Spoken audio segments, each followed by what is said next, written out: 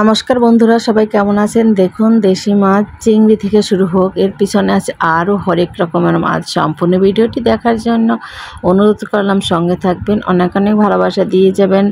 আর যদি ভিডিওটি ভালো লাগে তাহলে অবশ্যই সাবস্ক্রাইব করে যাবেন। অসংখ্য ভালোবাসা সবার প্রতি।